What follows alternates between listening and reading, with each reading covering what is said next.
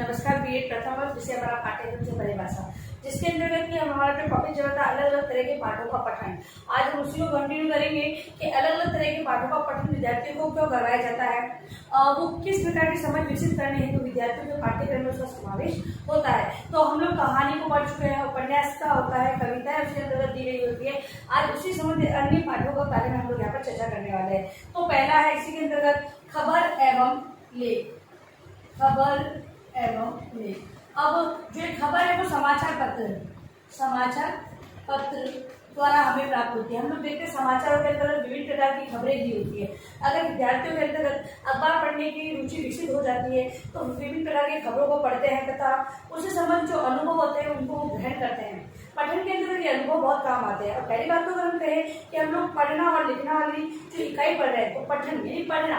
अब पढ़ने का जो अभ्यास बालकों को जितना होगा उतनी ही उनके अंदर प्रवीणता आएगी। तो उस प्रवीणता को लाने के लिए अगर अध्यापक बालकों को मोटिवेट करे कि वो खबरों को विभिन्न प्रकार की जो खबरें समाचार पत्र में प्रकाशित होती है उसे पढ़े, जिससे कि उनके अंदर जो भाषा से संबंधित जो कठिनाइयां आ रही है पढ़ने से संबंधित वो सारी कठिनाई दूर होगी। क्योंकि अगर जब वो ऐसे समाचार पत्रों को पढ़ते हैं कहीं भी अगर कोई कठिन शब्द आता है तो उससे संबंधित जानकारी वो अपने पेरेंट्स से लेते हैं। और अगर मान लो अगर वो गलत ही ग्रहण कर रहे हैं और कक्षा में जाकर उसका प्रयोग करते हैं वो तो क्या करते हैं अध्यापक है वो उसमें जो अपेक्षित सुधार होता है वो कार्य को करवाता है। इसके अलावा जो लेख विभिन्न प्रकार के लेख जो जर्नल्स में प्रकाशित होते हैं तो वो लेखों को पढ़कर विद्यार्थियों के अंतर्गत समझ विकसित होती है। पढ़ने के कौशल का विकास अगर हम कहें कि विद्यार्थियों के जितना अभ्यास पढ़ने का होगा उतना ही उसके अंदर उनके अंदर पठन का कौशल का विकास होता चला जाएगा। तो लेख विभिन्न प्रकार के जो लेख पत्र पत्रिकाओं में प्रकाशित होते हैं उन लेखों को पढ़कर भी विद्यार्थियों के अंदर पठन से संबंधित समझ विकसित हो सकती है तथा उनके जो पठन का जो कौशल है उसका विकास हो सकता है। फिर है विवरणात्मक एवं विश्लेषणात्मक पाठ। विवरणात्मक तथा विश्लेषणात्मक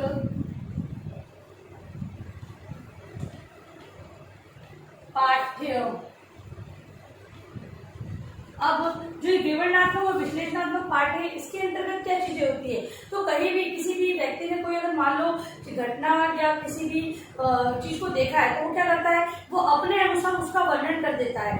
अब वो अपने अनुसार जब वो वर्णन करता है तो उसके अंतर्गत एक जो बालक है बालिका है उनको अगर ऐसे प्रकार ऐसे विवरणात्मक या विश्लेषणात्मक विवरणों के बारे में जानकारी दी जाए और उन्हें कहा जाए कि आप ऐसे विवरणों को पढ़ें क्योंकि जो विवरण दिए होते हैं इनमें अपनी जो ये कहे कि बोलचाल की जो भाषा होती है उनका प्रयोग किया जाता है। और विश्लेषण के अंतर्गत कुछ अपने अनुसार जो घटना देखी है वो ठीक है लेकिन अपने अनुसार भी कुछ चीजों का समावेश किया जाता है। तो यहाँ पर बालकों की समझ विकसित होती है कि किस प्रकार विश्लेषण छोटी सी चीज को बड़ा चढ़ाकर किस प्रकार लिखा जा सकता है, किस प्रकार अपने द्वारा उसे अभिव्यक्त किया जा सकता है। तो इस क्षमता का विकास करने हेतु विद्यार्थियों को विवरणात्मक और विश्लेषणात्मक पाठ्य जो सामग्री होती है उसका पठन करवाने का मतलब कि उसके पठन के लिए उन्हें आगे बढ़ाना चाहिए। ऐसे पठन की और उन्हें अग्रसर करने की आवश्यकता होती है और इसके द्वारा भी बालक के अंदर पठन के कौशल का विकास होता है। फिर है पहेलियां। अब छोटी कक्षाओं में तो पहेलियां हम कहते हैं कि बहुत अच्छी बात है, बच्चे हैं वो उनके स्तर की अगर पहेलियां समझेंगे तथा पढ़ेंगे तो उनसे क्या होगा उनकी भाषा के प्रति उनकी समझ विकसित होगी। अब छोटी छोटी कक्षाओं के अंदर जो पहेलियां दी होती है क्योंकि बालक है अपने परिवेश से जब आता है तो माता पिता या और नाना नानी दादा दादी हैं वो उनसे पहेलियां पूछते हैं, बालक उनका उत्तर देते हैं और बालक जब उत्तर देते हुए उनका उत्तर सही होता है तो वो बहुत ही प्रसन्नचित होते हैं और अग्रसर होते हैं उसके प्रति। अब पहेलियों का जो समावेश हम अपनी भाषा के अंतर्गत कर लेते हैं तो भाषा के अंदर जो इस पहेलियों का उपयोग किया जाता है तो पाठ्यक्रम और भी सरल और रुचिकर बन जाता है। विद्यार्थी पढ़ने के लिए उनकी और आगे बढ़ते हैं। इस हेतु पहेलियों का समावेश जो सिलेबस है उसके अंतर्गत किया जाता है, पाठ्यक्रम के अंतर्गत उसका समावेश किया जाता है। अब ये पहेलियां हैं वो बड़ी कक्षाओं के लिए थोड़ी सी डिफिकल्ट पहेलियों का समावेश किया जाता है तथा जो छोटी कक्षाएं होती है उनके आयु उनकी योग्यता स्तर के अकॉर्डिंग उनके लिए छोटी छोटी पहेलियों का समावेश किया जाता है। तो ये पहेलियां पढ़कर भी विद्यार्थी आप देखते हैं कि पाठों के पीछे अलग अलग क्रिएटिविटी दी होती है। उनमें पहेलियां दी होती है, कॉलम्स बनाए होते हैं, उनमें नामों को पूरा करना होता है। ये भी क्या है, सूझ और बूझ के कार्य होते हैं। बालकों को आजकल जो कॉलम सूझ और बूझ के जो कॉलम दिए जा रहा है उसके अंदर विद्यार्थियों की समझ विकसित करने हेतु विभिन्न प्रकार की पहेलियों का भी समावेश किया जा रहा है, जिससे कि बालकों के अंतर्गत पठन से संबंधित जो समझ है वो विकसित हो सकेगी। अगला है चुटकुले। छोटे छोटे चुटकुले जो शिक्षण से संबंधित हो, ऐसे गलत या फिर जो शिक्षण को मतलब कि बाधा पहुंचाए, ऐसे चुटकुलों का समावेश पाठ्यक्रम में नहीं किया जाता है। लेकिन छोटे छोटे चुटकुलों के माध्यम से विभिन्न प्रकार के जो पत्र पत्रिका होती है उनमें जो चुटकुलों का समावेश किया जाता है, बालक अपनी रुचि के अनुसार उन्हें पढ़ेंगे, क्योंकि बालकों की जो चुटकुले पढ़ने या पहेलियां या कविता ये पढ़ने में उनकी रुचि होती है। लेकिन अब जब उनको ऐसे पठन के अंदर ऐसी चीजें पढ़ने के लिए दी जाएगी तो क्या होगा, उनके पठन का विकास होगा, संबंधित कोई कठिन शब्द भी आएंगे और उनको समझकर वो आगे बढ़ेंगे। ठीक है, तो यहाँ पर क्या होगा, पढ़ने का विकास करना है तो बालकों को जो चुटकुले भी पढ़े जाएंगे तो बालक क्या करेंगे, उनकी रुचि होगी और वो पढ़ने के प्रति वो आगे बढ़ते जाएंगे। तो चुटकुलों का भी समावेश पाठन के अंतर्गत किया जाता है। फिर है खेलों के लिए निर्देश।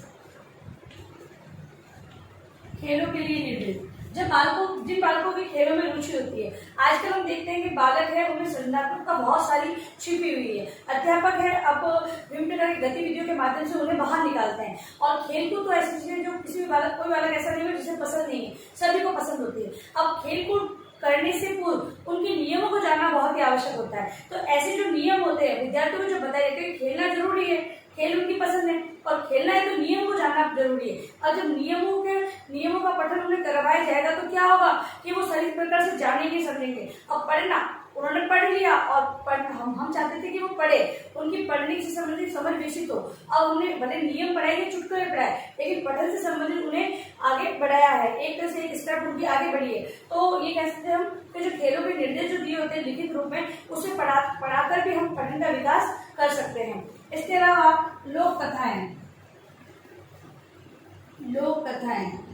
हम देखते हैं कि हमने भी छोटी मोटी जो कहानियां सुनी अपने माता पिता, भाई बहनों और ये कहेंगे नाना नानी दादा दी, ये हमें कहानियां सुनाते थे। तो ये कहानियां होती है, वो कहानियों के आधार पर भी हम लोग जो लोगों में आपसी प्रचलित जो कहानियां होती है जो चलन में रहती है, उन कहानियों के आधार पर भी बालकों के अंदर पढ़ने का विकास होता है। ये बालक है वो कहानी को सुनते हैं, समझते हैं। जब उनको लगता है कि जो कहानी उनकी रुचिकर होती है, कहीं भी मिले वो उसे पढ़ने का प्रयास करते हैं। तो यहाँ पर हम पढ़ने के कौशल को ले सकते हैं कि बालक उस चीज को पढ़कर भी अपने पठन के कौशल का विकास कर सकता है। फिर है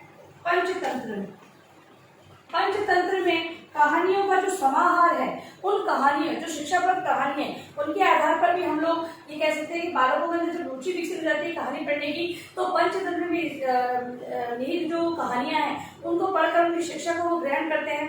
और पढ़ने के विकास को हम ये कहें कि पढ़कर समझकर उसके व्यवहार में लेना, तो पंचतंत्र की कहानियां इस प्रकार की होती है जिसकी शिक्षा वो अपने व्यवहार में ले सकते हैं। अगला है वास्तविक कहानियां।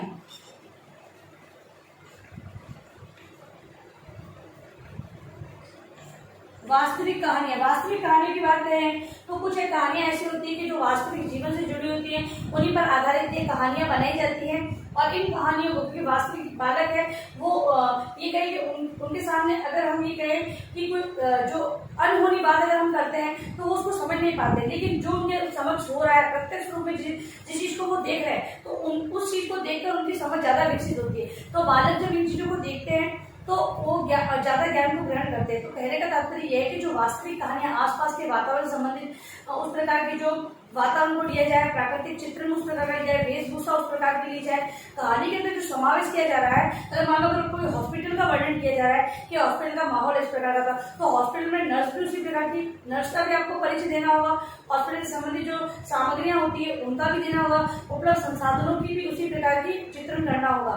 तो इस प्रकार से जब वो उसका वर्णन इस प्रकार का दिया होता है तो विद्यार्थी उसको समझने में उनकी समझ विकसित होती है और वो समझते हैं कि इस प्रकार का मतलब कि पढ़ने के माध्यम से भी उनके सामने उस चीज का वास्तविक चित्र उनकी छवि में आ जाता है, या फिर मूल रूप में। फिर है विज्ञान एवं रोमांच।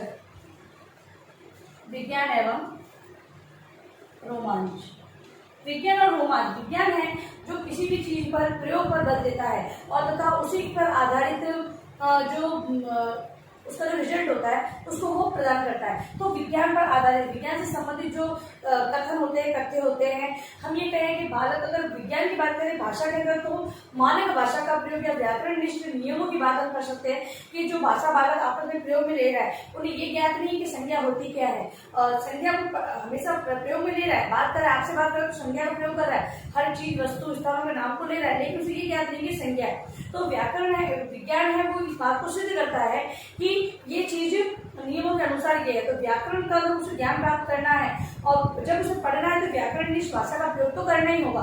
तो उस शब्दावली का प्रयोग करने हेतु वो विज्ञान और रोमांचक तथ्य है उसको जानना बहुत ही जरूरी है, और पाठ्यक्रम में इन चीजों का समावेश बहुत अच्छी तरीके से किया जाता है। ठीक है, तो आज हमारी टॉपिक है वो कंप्लीट होता है कि अलग अलग पाठों का पठन।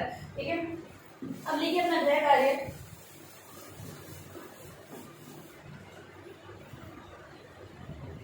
गृह कार्य है आपका अलग अलग तरह के पाठों का पठन किस प्रकार किया जाता है। ठीक है, तो ये आपको उत्तर पुस्तिका में अनिवार्य रूप से लिखना है, और अंत में इस महामारी के दौर में कम से कम ये आवश्यक कार्य होने पर बाहर निकलते 3 बातों का आपको विशेष ध्यान रखना है। मास्क लगाए, सोशल डिस्टेंस रखना है, हाथों को वापस सैनिटाइज करते हैं। सुरक्षित रहे, सभी का ध्यान रखें। धन्यवाद।